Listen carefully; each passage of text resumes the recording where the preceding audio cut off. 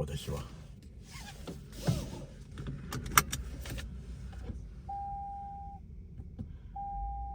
ちゃんと閉めないとさ、そっち。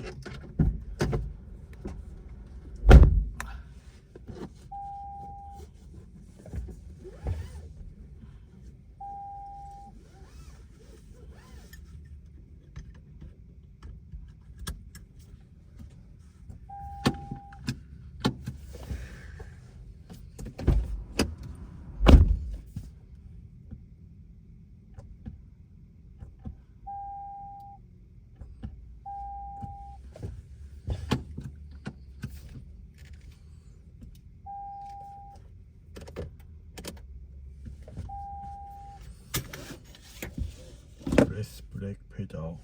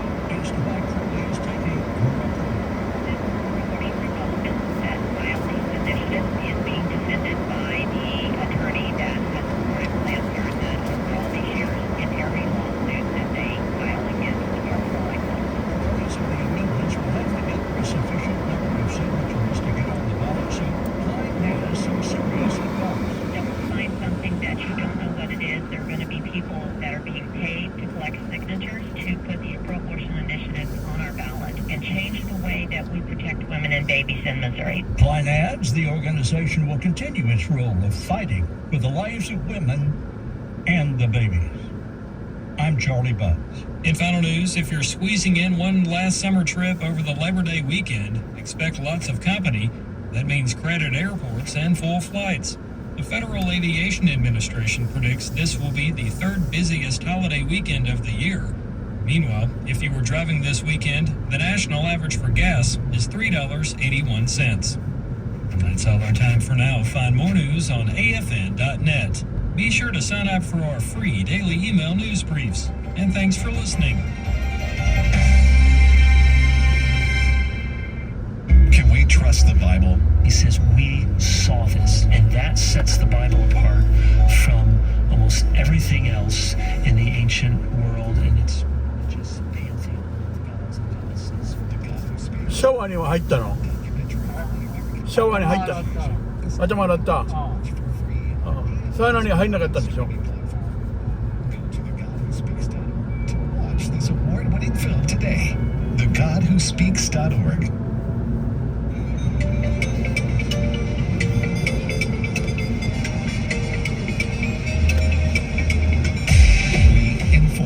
Religious freedom is about people of faith being able to live out their faith, live out their convictions, no matter where they are. We equip. This is a battle of worldview. And we activate. We also rejoice in our sufferings because we know that suffering produces perseverance, perseverance, character, and character, hope. This is At the Core on American Family Radio.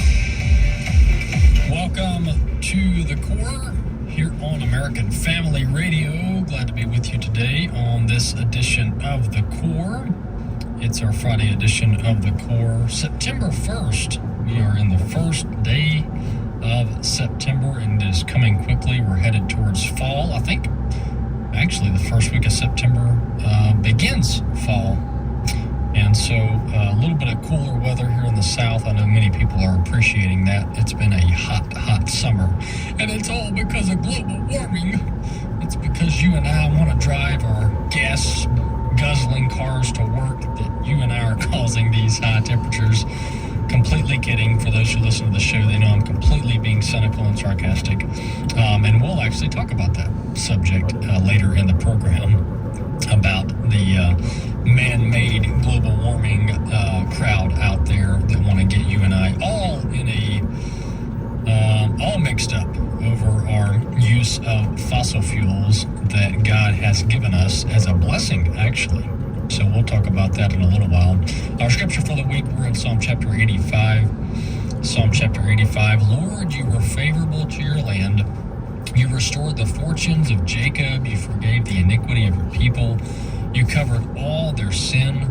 You withdrew all your wrath. You turned from your hot anger.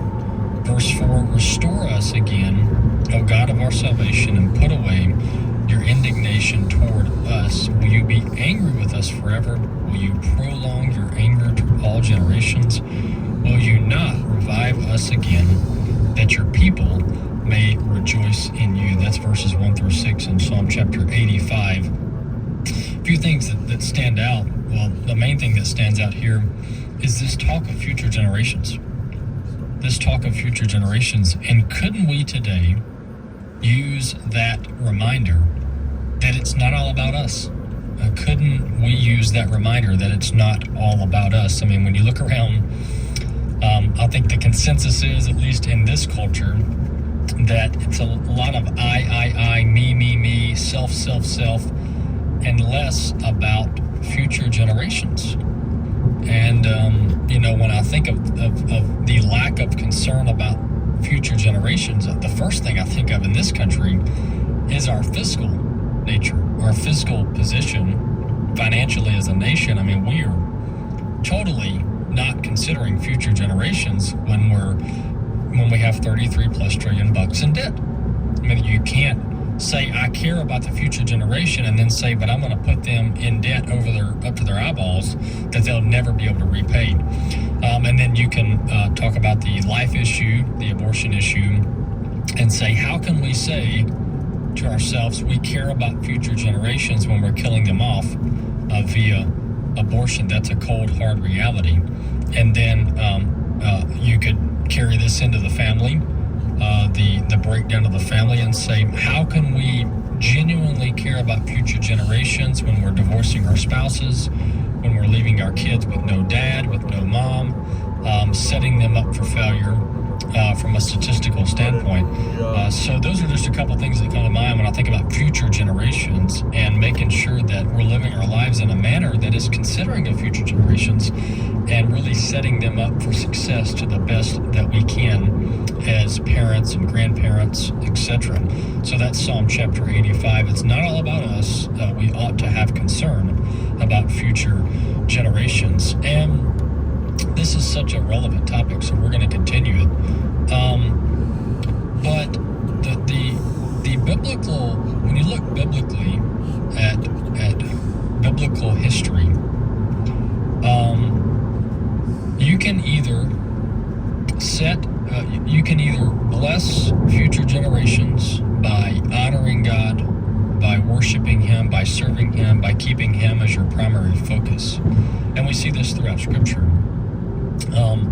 Or we also see other parts of Scripture where people forget the Lord. People forget the Lord, and they don't. There's even some parts of Scripture where the religious leaders, the priests and the Pharisees, they totally forgot about God. They weren't even asking where God was. They were completely unconcerned about God, and they were the religious leaders. And it affected future generations, and it affected that current generation. So as believers, we have to have the future in mind, understanding that our stewardship will have effects on future generations. And let's don't just view stewardship from a financial lens, because that is very narrow-sighted. When you look biblically, the term steward does not just have to do with money.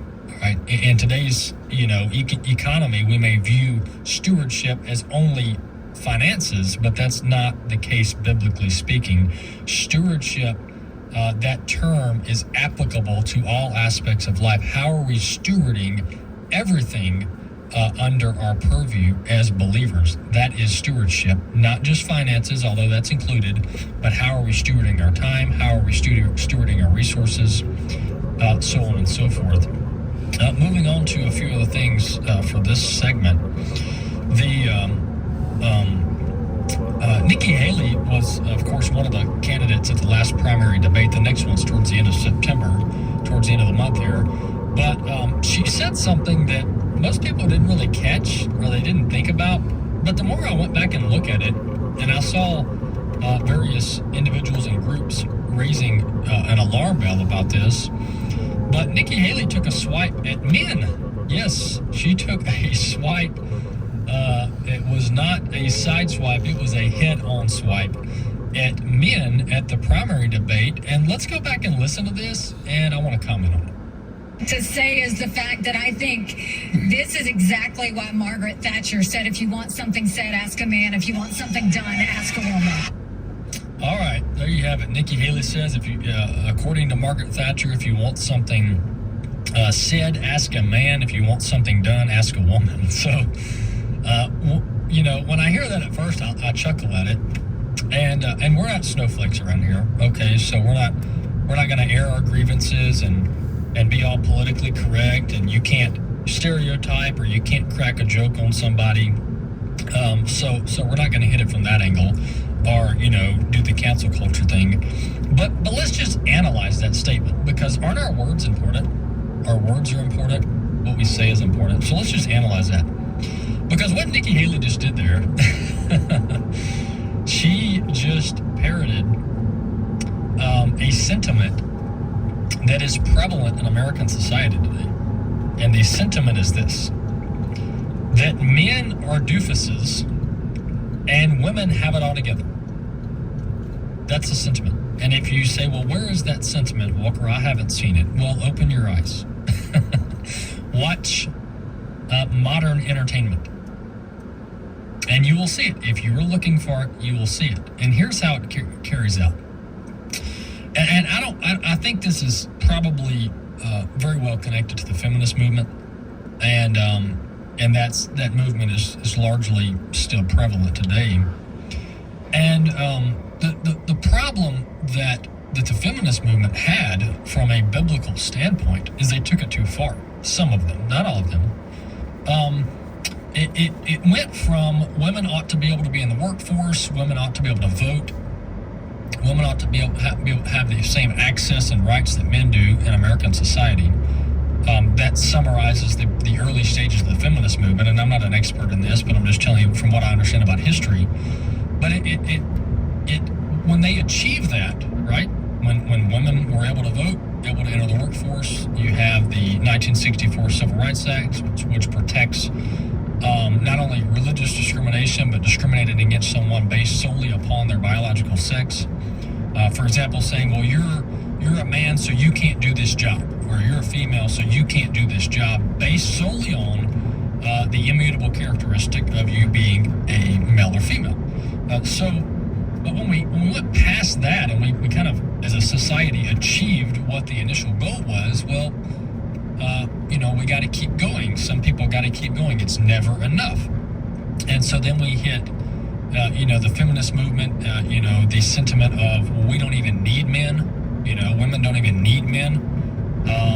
And then you've got the complete mockery of manhood and the feminization of men in society today. And folks, this it's right before our eyes. We're just not self-aware. That's why we don't see it. I mean, the whole skinny jeans fad is an attempt to feminize men. And you can say, well, no, it's just a style, and men and women have different dress styles, and it's a trend, it's a cultural trend. No. The skinny jean fad is a feminine fad. It's women began wearing tighter clothes. And so then they started saying, well, let's make men wear tighter clothes. So you can say that, but then you've got the entertainment, the Hollywood industry that completely mocks men and fathers. I mean, look at it. I mean, how many times do we watch movies or shows and the men and the dads and the sons they're the doofuses. They can't figure it out. They don't know what they're doing. They're just dumb. You know, that's how they're portrayed, and they just can't get their act together. And then the women come in and they save the day. And so Nikki Haley really needs to rethink that. She really needs to rethink that. And our society really needs to rethink. Do we really want to belittle and mock Adam? Do we really want to belittle and mock Adam? And if we want to be honest, some of the criticism is well-deserved. Some of the criticism of men is well-deserved. I mean, I talk about, here on the program, I talk about the epidemic of fatherlessness in America and how these young men and these young ladies are growing up with no daddy at home. That's a problem. That's a problem for the men. That they've abandoned their families and they're having children out of wedlock. They're uncommitted. They're not doing their job. They're not being a good steward. So we can place, blame where blame is due. We don't mind doing that, right? But we don't need to mock men broadly. Just like we don't need to mock women broadly.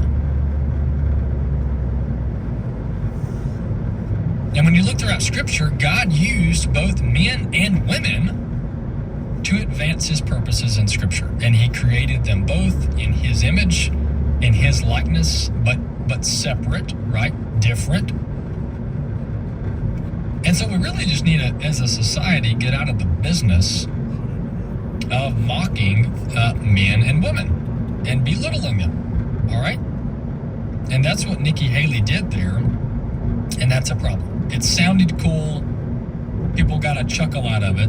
But when you get down to the heart of it, when you really start to analyze it, instead of just take it as like a comedy skit, she just threw every man on the stage under the bus. And you know what's unfortunate is men can't do that to women publicly. Because if one of the men on the stage, on the debate stage, would have done that to Nikki Haley, would have said, well, so and so said that if you wanna talk, you can talk to a woman, but if you want to get stuff done, you can talk to a man. If they would have said that, they would have been canceled. Their campaign would have gone belly up. Because we can't be mean to women. We can't make fun of them. We can't crack jokes on women. Because we're about equality and respect. Says the Me Too movement and the feminist movement. Well, if we want to throw a little jab at the man on the stage, well, that's completely on limits. Completely fair game. And we're not going to say anything about it because then we'll be sexist against the women.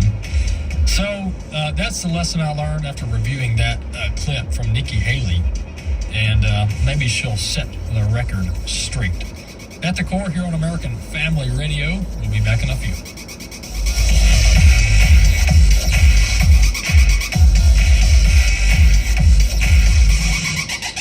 Moreover, as for me, far be it from me that I should sin against the Lord by ceasing to pray for you. But I will instruct you in the good and right way. My name is Abraham Hamilton III, and this is the Hamilton Minute.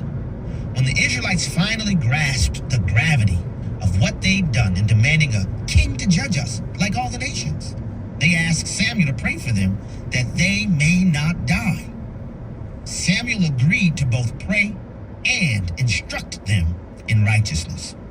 Christ followers shouldn't allow people to manipulate us into co-signing wickedness when they say, well, just pray for me then. We will certainly pray and speak the truth in love. Listen each weekday from 5 to 6 p.m. Central for the Hamilton Corner with Abraham Hamilton III, public policy analyst for the American Family Association.